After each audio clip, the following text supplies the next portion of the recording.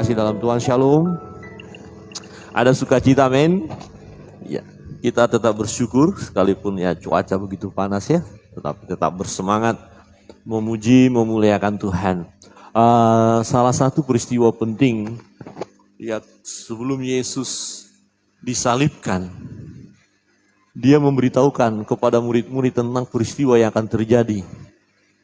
Ya, dia beritahu dan salah seorang murid mengatakan sesuatu, tetapi respon Yesus ya sepertinya kok keras sekali, ya, enyalah iblis gitu ya.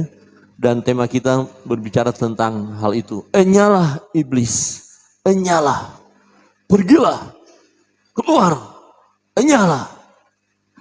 Ya, enyalah iblis. Nah, rupanya ya di dalam perjalanan hidup kita umat manusia dan juga dalam perjalanan hidup Yesus yang hendak menyelesaikan tugas penting dari Bapa di surga.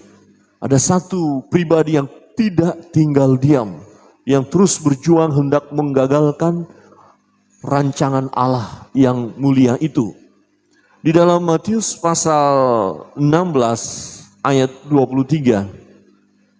Maka Yesus berpaling dan berkata kepada Petrus, enyalah iblis, engkau satu batu sandungan bagiku, sebab engkau bukan memikirkan apa yang dipikirkan Allah, melainkan apa yang dipikirkan manusia. Enyalah iblis, pergilah iblis, keluarlah. Ya, enyalah, menyingkirlah. Nah, apakah Petrus iblis? Waktu Yesus melihat Petrus, enyalah iblis.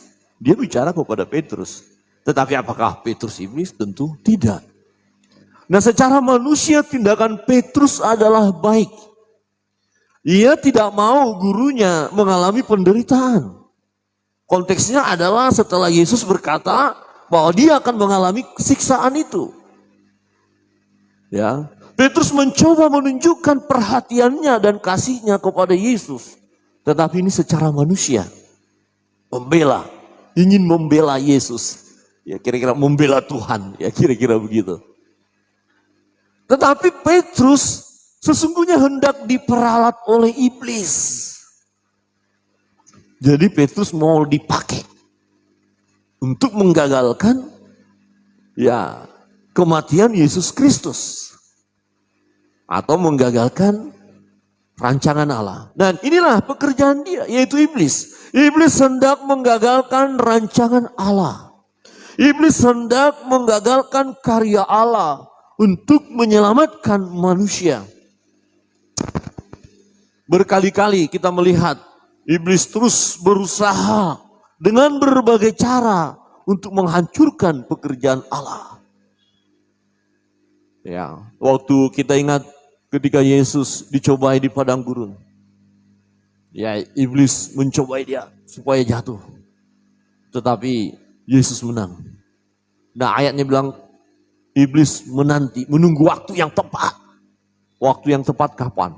Yaitu waktu supaya Yesus ya jangan sampai memenuhi rancangan Bapa itu.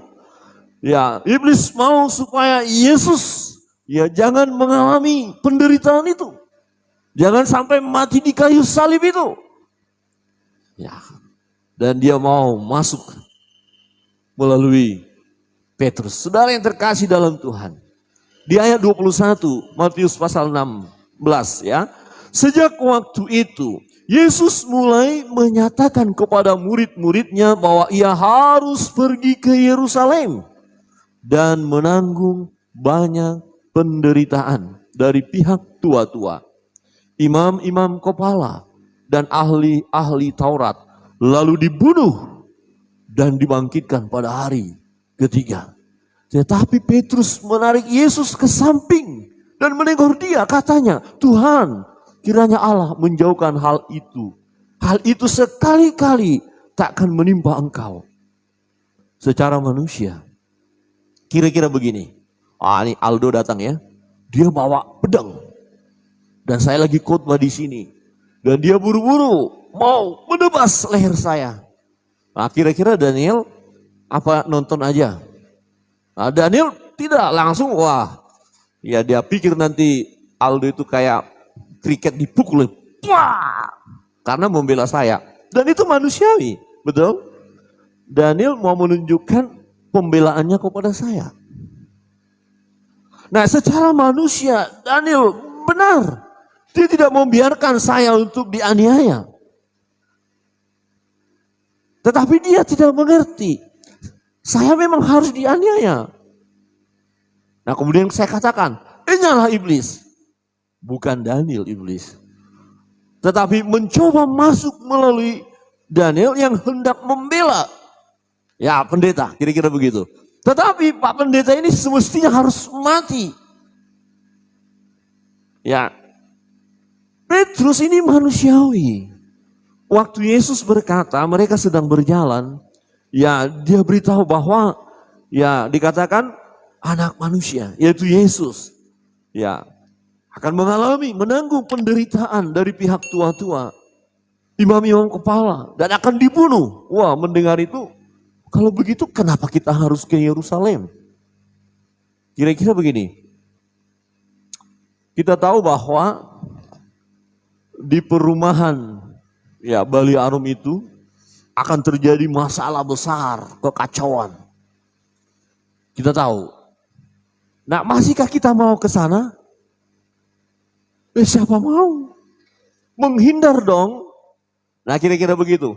Jadi secara manusia Petrus, kalau kita lihat ini benar tindakannya. Ya jangan sampai dibunuh dong. Jangan sampai kita mati konyol. Tetapi itu karena keterbatasan dia untuk melihat rancangan Allah. Karya Allah. Dan disitulah iblis masuk, menyusup. Saudara yang terkasih dalam Tuhan. Ya, lihat sekali lagi. Matius 16 ayat 23 tadi. Ya. Oke. Ya, maka Yesus berpaling dan berkata kepada Petrus, "Enyahlah iblis, engkau suatu batu sandungan bagiku, sebab engkau bukan memikirkan apa yang dipikirkan Allah, melainkan apa yang dipikirkan manusia." Saudara, perenungan kita masa sengsara Yesus, ya, 4 hari lagi, 5 hari lagi kita masuk Jumat Agung. Ya, mengingatkan kita satu peristiwa penting. Ada iblis, kuasa kegelapan yang hendak menggagalkan rancangan Allah. Ada iblis, kuasa kegelapan yang hendak mengacaukan hidup kita, yang mau memporak-porandakan iman kita. Untuk itu kita harus menolak segala pengaruh iblis di dalam diri kita. Caranya bagaimana? Yang pertama, ya, kita harus menolak dan mampu menolak itu. Manakala kita memikirkan apa yang dipikirkan oleh Allah. Dengan kata lain, kita mengikuti pikiran Allah. Pikiran Allah itu apa? Firman Allah, perkataan Allah. Jadi kalau kita memikirkan firman, maka peluang kuasa kegelapan yang mau mengacaukan pikiran kita tertutup. Kalau kita sudah diisi firman, kita tahu apa maksud Tuhan, maka ketika iblis hendak mempengaruhi pikiran kita, ya kita bisa tolak. Tidak, saya tidak mau mengikuti ya godaan iblis ini. Ya, perhatikan, kira-kira begini, saudara yang terkasih dalam Tuhan. Ya, ini ada pikiran manusia. Pikiran kita ini dangkal, terbatas. Nah, inilah pikiran Petrus. Nah, waktu pikiran Petrus dipengaruhi oleh iblis, ya, tetapi pikiran Allah, kita lihat ada pikiran Allah jauh. Kita ada di sini, tapi kebenaran itu ada di sini. Ya, Yesus, ya pikiran Yesus adalah pikiran Allah. Dia mau menggenapi di sini. Ada apa di sini? Di sini ada salib, ada penderitaan, dan Yesus sedang berjalan menuju ya penderitaan itu. Tetapi Petrus hanya berpikir secara pikiran manusia. Jangan dong, jangan mau kita tersiksa dong. Ngapain kita harus menderita? Mengapa kita harus dianiaya? Ya nggak boleh. Lebih baik kita nggak usah ke Yerusalem. Kira-kira begitu. Tarik pikiran manusia dipengaruhi oleh pikiran iblis. Saudara yang terkasih dalam Tuhan, pikiran kita yang dipengaruhi oleh iblis dapat membuat kita gagal untuk melakukan kehendak Allah. Gagal kita melakukan pikiran Allah. Gagal. Kira-kira begini. Kita harus mengasihi sesama manusia. Ya, termasuk orang yang membenci kita. Amin. Amin. Pikiran Allah adalah, firman Allah adalah kita harus mengasihi. Pikiran kita secara manusia enak saja. Dia yang melakukan hal yang jahat. Kemudian disuruh, saya harus mengampuni dia. Saya harus minta maaf sama dia. Saya harus dekati dia, nanti dulu. Pikiran manusia. Kau yang salah, kau yang harus datang minta maaf. Kau yang salah, kau yang harus datang duluan. Saya tidak mau membuka hati duluan. Harus kamu. Itu manusia. Datanglah iblis. Betul itu. Betul itu. Bila perlu, ketika kau ditampar pipi kirimu, tampar lagi dengan pipi kananmu, tendang dengan kaki kiri, tendang dengan kaki kanan. Puaskan? Itu iblis. Betul ya? Halo? Halo? Wih, kita dihajar orang, enak saja. Kamu nggak tahu siapa saya. Berani ya? Nah, pikiran manusia masuklah iblis. Betul, kau hebat, kau bisa. Itu orang itu sedang mengolok-olok kamu. Jangan mau, jangan mau. Sikat habis. Pikiran kita, pikiran manusia. Ketika kita tidak isi dengan pikiran Allah, maka pikiran kita manusia disusupi oleh pikiran iblis. Kata-kata iblis. Jadi sudah. Itu sebabnya Yesus berkata, nyala iblis. Saudara dan saya, sangat-sangat besar peluang di mana iblis mempengaruhi pikiran kita. Serius. Kadang-kadang di gereja juga pikiran kita bisa disusupi loh. Tiba-tiba kita langsung ingat orang yang tadi ngomongnya kasar di jalan. Padahal kita lagi dengar khotbah. Orang itu awas nanti. Tak sikat nanti dia. Iblis bekerja dia. Masuk. Tetapi pikiran Allah, firman Allah, berkehendak kasihi. Jangan membalas kejahatan dengan kejahatan. Nah, untuk itu kita harus waspada. Kita harus menjaga pikiran kita. Nah, sedang Yesus yang adalah mengikuti pikiran Allah, maka dia mau melakukan apa yang dirancangkan oleh Allah. Ya, apa yang dirancangkan oleh Allah. Coba kita lihat di ayat 23 dikatakan tadi apa? Ya, sekali lagi di ayat 23 tadi. Ya. Di ayat 23 perhatikan. Engkau suatu batu sandungan bagiku, sebab engkau, yaitu Petrus, bukan memikirkan apa yang dipikirkan Allah, melainkan apa yang dipikirkan manusia. Saudara, kalau saudara mau menang menghadapi kuasa kegelapan, godaan-godaan iblis, ya maka pikiran kita harus kita isi dengan firman, dengan pikiran Allah. Kira-kira bagaimana cara saya menghadapi masalah ini, kasus ini?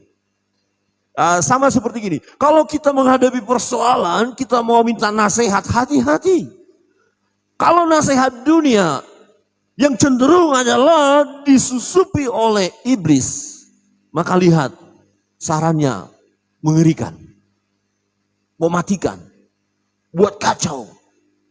Tapi kalau kita minta saran dari orang yang menyampaikan kebenaran firman Allah, maka saran itu baik, membawa damai, membawa ketenangan, tidak menghancurkan, tidak menggagalkan rancangan Allah. Jadi iblis hendak menggagalkan rancangan Allah melalui Petrus, supaya Petrus dipakai, kemudian Petrus berkata, ayo jangan, tidak usah mau dianiaya. Kenapa? Jangan ke Yerusalem. Selagi ada kesempatan kita bisa melarikan diri. Tapi Yesus berkata, itu pikiranmu. Karena Yesus tahu apa kehendak Bapa, maka dia lakukan. Ya, boleh dikatakan puncaknya pergumulan yang berat untuk mengikuti kehendak Bapa di Taman Getsemani. Setelah melalui proses ini, mereka tetap jalan Kemudian Yesus membawa murid-murid ke taman untuk berdoa. Karena ada satu pergumulan yang dahsyat. Dan di situ juga iblis bekerja. Mau menjatuhkan Yesus. Mau menghancurkan dan bahkan waktu itu murid-murid kena juga. Mereka tidak mampu berjaga-jaga. Hanya 1 jam saja nggak mampu. Iblis bekerja. Saudara, sampai saat ini iblis bekerja. Ya, dikatakan waspada. Ya, musuhmu iblis seperti singa yang mengaum dan berjalan berkeliling hendak menerkam siapa yang bisa diterkam. Yang diterkam siapa? Yang tidak berjaga-jaga. Yang pikirannya tidak diisi dengan firman Allah. Yang pikirannya tidak diisi dengan pikiran Allah. Kalau pikiran manusiawi jujur, kita akan kalah, kita akan gagal karena kita manusiawi, kita ini dipenuhi dengan kedagingan kita. Maka firman Tuhan katakan roh penurut tapi daging lemah, daging kita ini lemah. Siapa yang tidak marah kalau disakiti hatinya? Ayo, siapa yang tidak marah? Siapa yang tidak tersinggung kalau dihina?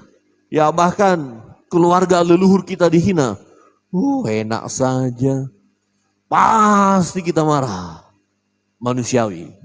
Tetapi ketika kita isi pikiran kita dengan pikiran Allah, dengan firman Allah, kita katakan, oh sorry, saya tidak akan terpancing.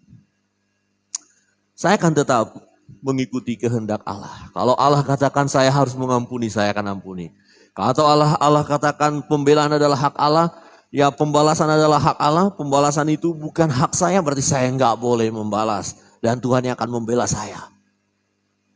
Isi terus, isi terus. Akhirnya kita bisa tenang menghadapi persoalan. Amin. Jangan kasih kesempatan kepada iblis. Jangan kasih kendor, ya. Tutup. Dia mau mencoba menguasai pikiran. Ini penting, pikiran. Saudara yang terkasih dalam Tuhan. Ya, adakah kita terus berjaga-jaga tentang pikiran kita ini? Ya, supaya kita dikuasai oleh pikiran Allah. Yang kita mau lakukan tentu harus membaca firman Allah. Mengisi. Waktu di Taman Getsemani. Secara manusia. Bukankah Yesus berkata, kalau boleh Bapa biarlah cawan ini berlalu. Artinya siapa yang mau menderita? Siapa yang mau susah? Siapa yang mau disakiti? Siapa yang mau terluka? Siapa yang mau dihina? Siapa yang mau diludahi? Gak mau kita. Tapi karena itu satu-satunya jalan untuk menyelamatkan umat manusia. Gak ada cara lain untuk menyelamatkan manusia yang penuh dengan dosa ini.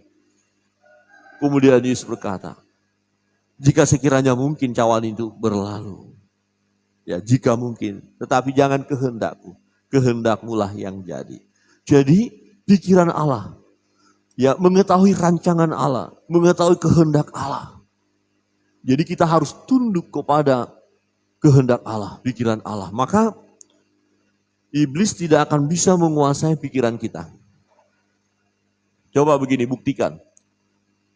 Misalnya di rumah ada masalah, kemudian bapak-bapak mau marah sama ibu atau anak, mau marah ini benar-benar marah. Coba berdoa dulu lah.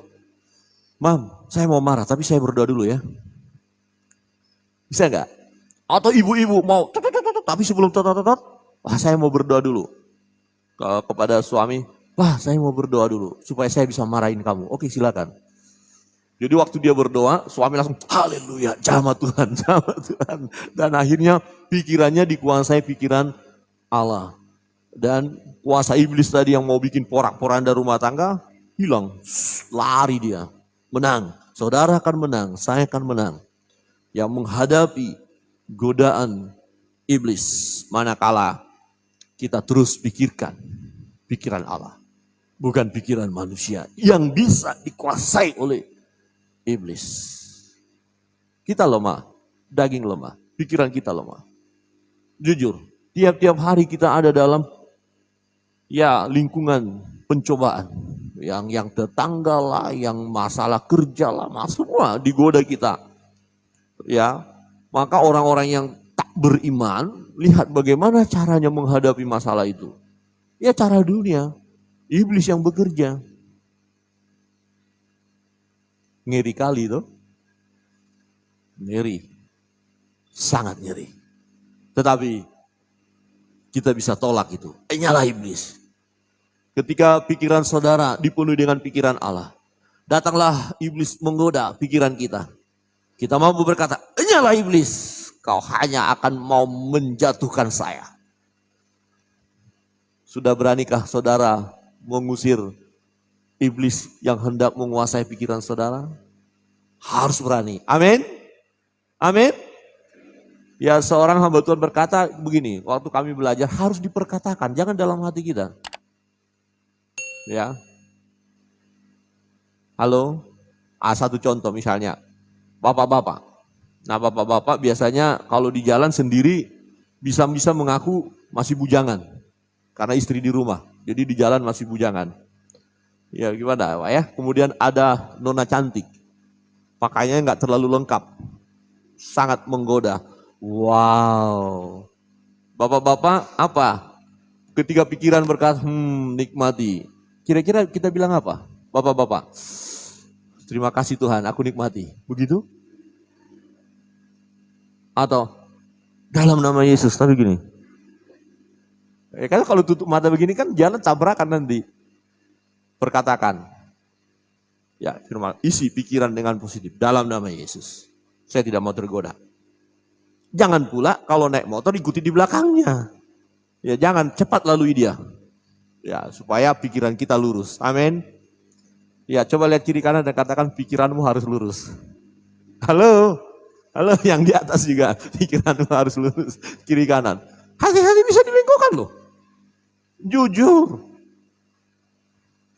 Pikiran. Itu sebabnya kita perlu membaca firman Allah, merenungkan firman Allah. Itu sebenarnya mau mengisi pikiran ini. Itulah yang ditegur oleh Yesus kepada Petrus. Kau pikirkan pikiran manusia. Itu pikiran manusia benar. Ya, siapa yang mau dianiaya? Dia bela gurunya loh. Dia bela Yesus. Ingat waktu Yesus ditangkap, dia bela, diambil pedang. Ya, Petrus itu. Ya, dipotongnya telinganya salah seorang serdadu itu. Dia mau menunjukkan, tapi itu manusiawi. Tapi Tuhan tidak minta seperti itu. Ya, isi pikiran dengan pikiran Allah, artinya dengan firman Allah, dengan kebenaran. Ketika pikiran kita dikuasai oleh pikiran Allah, oleh firman Allah, kita tahu apa yang harus kita lakukan. Nah, ketika iblis mau masuk menggoda kita, kita bisa berkata, nyalah iblis. Ketika dia mau masuk dalam rumah tangga kita, nyalah iblis. Ketika dia masuk ke lingkungan kita, gereja kita, nyalah iblis. Ketika dia masuk di dalam kehidupan kita, secara pribadi kita berkata, nyalah iblis. Karena pikiran kita sudah dikuasai oleh pikiran Allah. Kita sadar kita lemah. Itu sebabnya kita berjaga-jaga. Ya. Kita harus menjaga pikiran. Kuasai pikiran. Amin. Amin. Ya ini yang biasa. Kalau ini udah kacau, waduh ngeri kali. Ini harus dijaga. Cara menjaga adalah datang kepada Tuhan. Yang kedua, kita harus menolak segala pengaruh iblis dalam diri kita. Dengan cara kita harus siap menyangkal diri. Ya, harus siap menyangkal diri. Keakuan kita sangkali. Artinya kita membuat diri kita tidak ada apa-apanya. Kita tidak mau menonjolkan diri. Ya, menyangkal diri yaitu mengesampingkan identitas duniawi dan fokus kepada identitas sebagai pengikut Tuhan. Menyangkal diri artinya melupakan kepentingan diri sendiri. Menyangkal diri berarti prioritas kita adalah Tuhan. Ya, jadi kita sangkali diri kita. Kita buat diri kita tidak ada apa-apanya. Ya, kita fokus kepada Tuhan. Saudara yang terkasih dalam Tuhan. Kalau kita lihat coba ayat yang ke-23. Saudara, ya. Di dalam Matius pasal 16 tadi dikatakan, saya akan coba untuk baca untuk kita.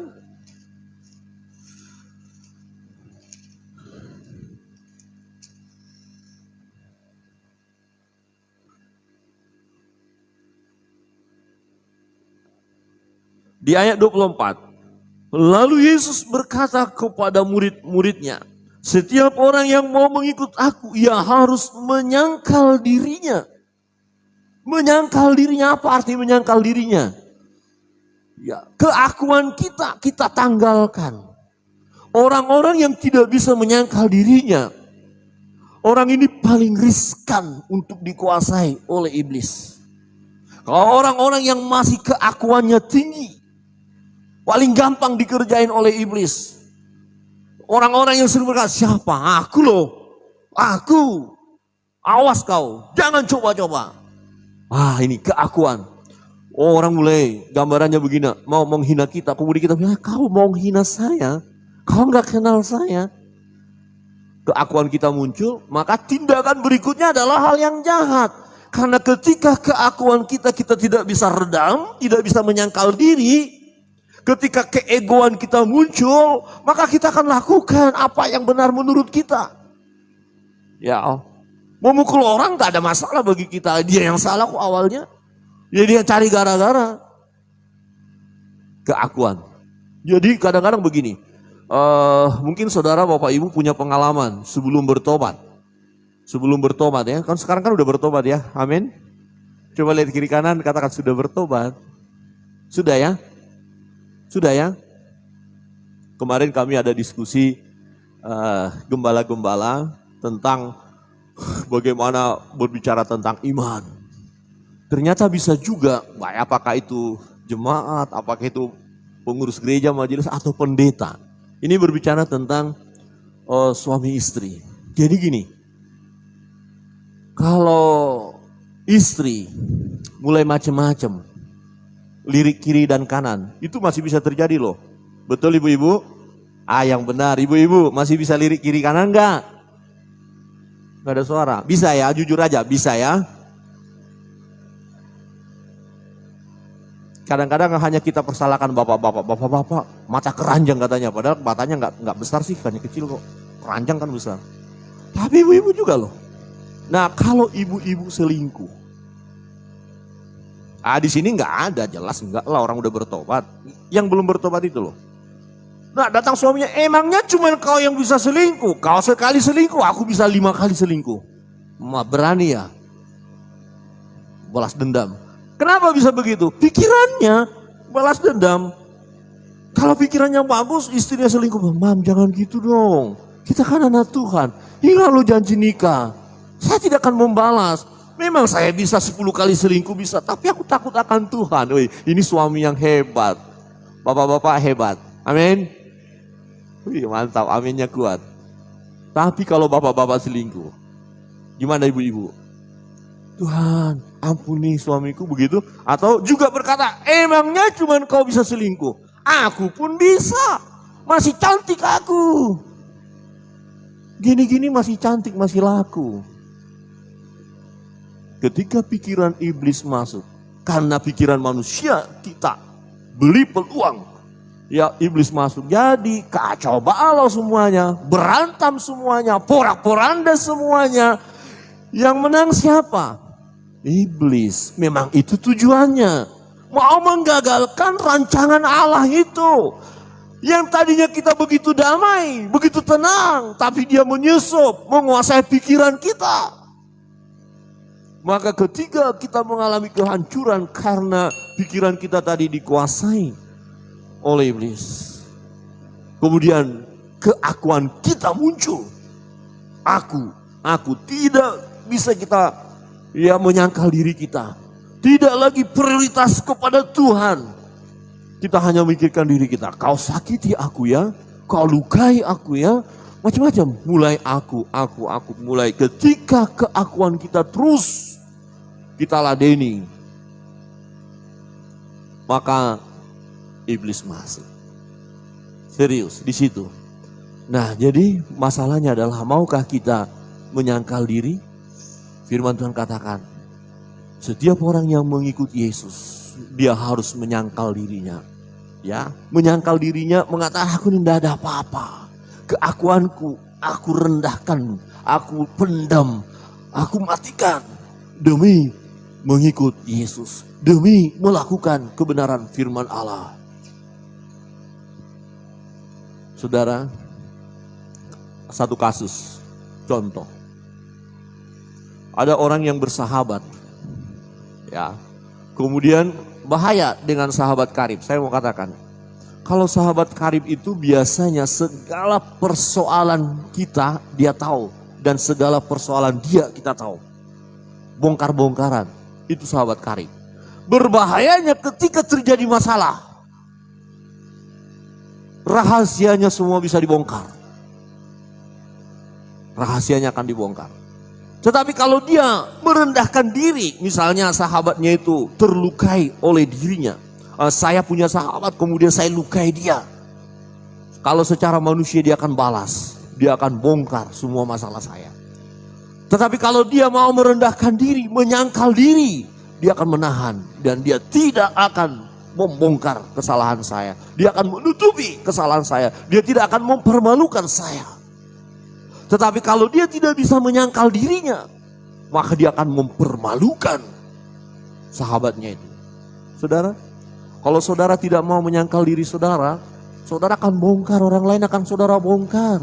Saudara akan omongin dia, saudara akan caci maki dia. Nah, ketika itu kita lakukan, siapa yang bekerja? Yang bekerja itu iblis, kuasa gelap. Karena kita tadi tidak bisa menyangkal diri kita. Ini berat, menyangkal diri berat. Misalnya, ya Bapak Aprianus, badannya besar, tegap, mantep.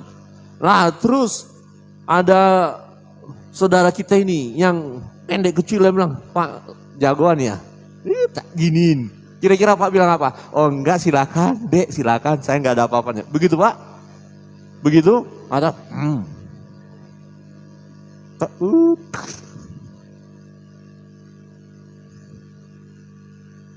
ada orang, ya ilustrasi saja dong, jagoan badannya tegap. Dia buka baju, apa kau?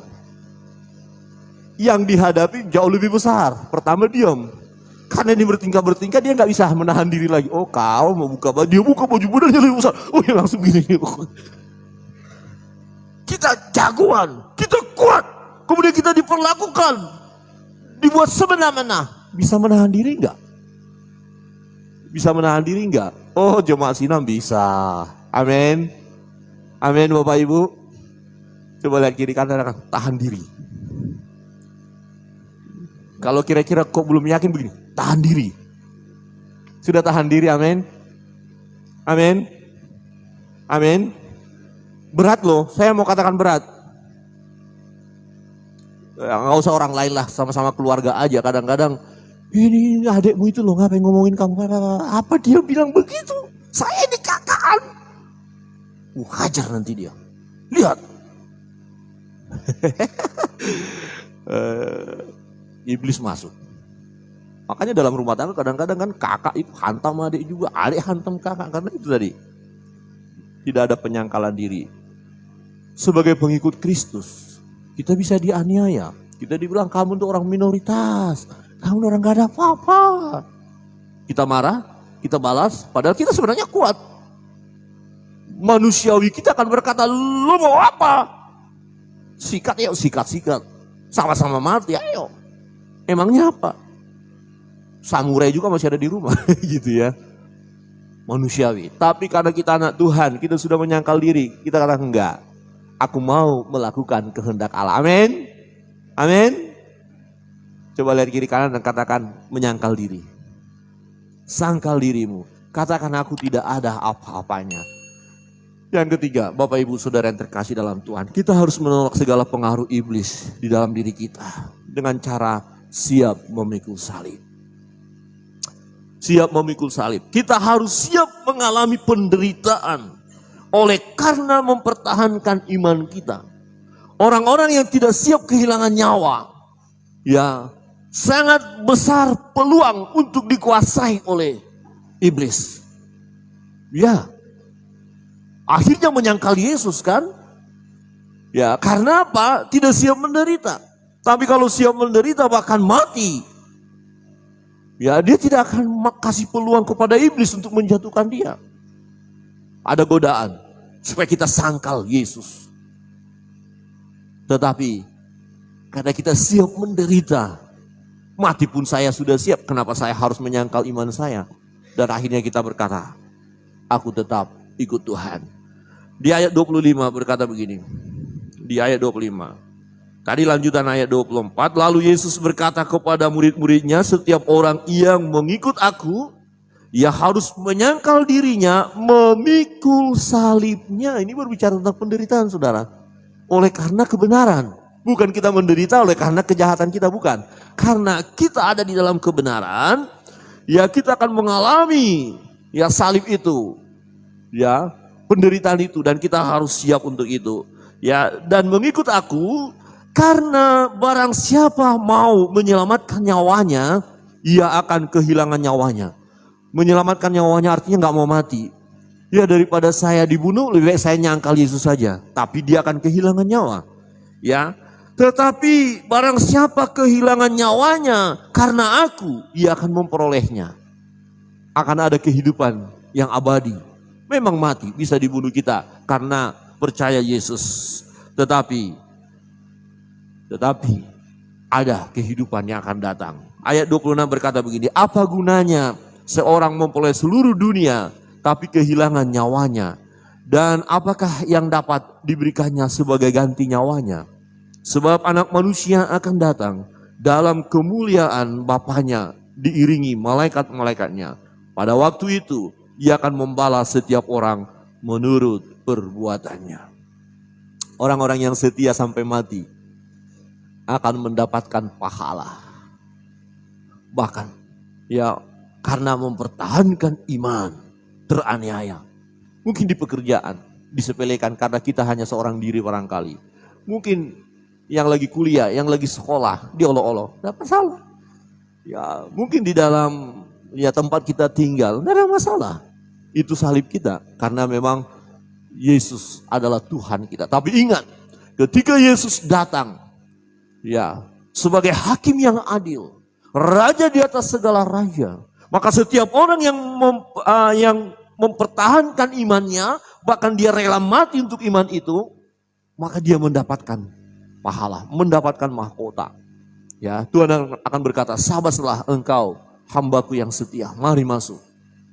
Ya, namamu tercatat dalam kerajaan surga.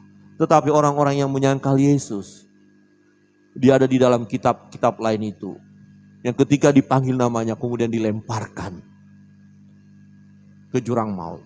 Karena waktu dia menyangkal Yesus, Yesus berkata, aku pun akan menyangkal dia di hadapan Bapakku.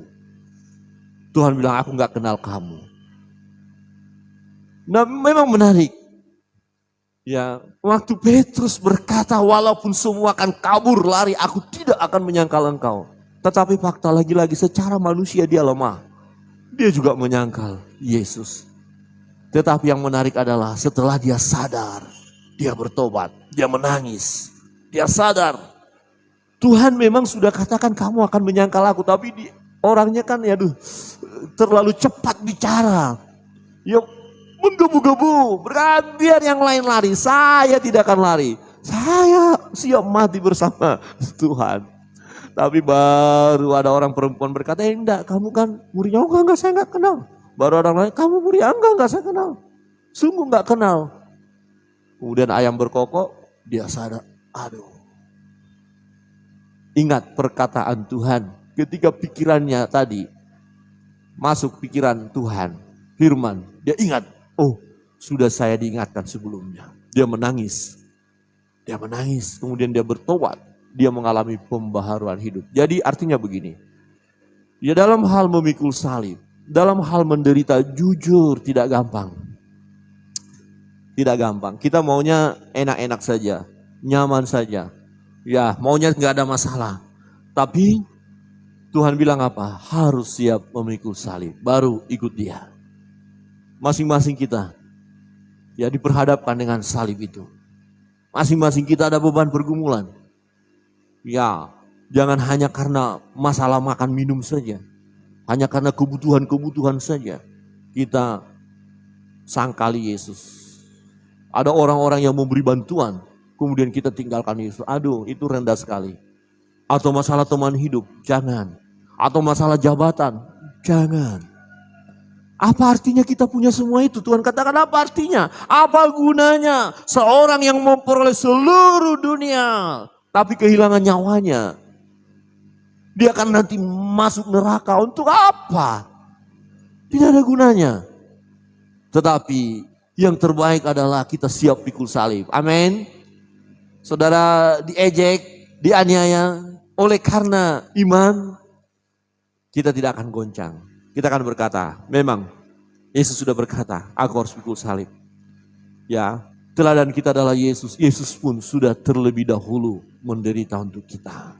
Dan firman Tuhan katakan begini, kalau kita dikaruniai menderita, ya, jadi bukan hanya saja kita dikaruniai percaya Yesus, tapi juga karunia untuk menderita, pemberian Allah, dan itu anugerah. Oleh karena pertahankan iman loh. Kalau kita menderita karena perbuatan dosa, apa untungnya, apa hebatnya? Enggak ada apa-apanya. Dan sudah selayaknya kita dihukum. Tetapi karena kita setia mengikut Tuhan, dan akhirnya kita mengalami penderitaan itu adalah sesuatu yang mulia, yang luar biasa. Untuk itu, mari pikul salib. Saudara yang terkasih dalam Tuhan, kita harus menolak segala pengaruh iblis dalam diri kita, yang mau menggagalkan rancangan Allah dalam hidup kita, yang mau memporak-porandakan hidup kita. Caranya adalah pikirkan pikiran Allah, jangan pikiran manusia. Isi terus pikiran kita dengan kebenaran, dengan firman Allah, dan siap menyangkal diri. Fokus hanya kepada Tuhan. Aku gak ada apa-apanya. Keakuan kita, ego kita redam. Redam. Yang mau kita tonjolkan adalah Tuhan yang berkuasa, ya, dalam hidup kita. Dan yang ketiga, kita harus siap pikul salib. Siap menderita oleh karena nama Tuhan. Saya undang kita bangkit berdiri.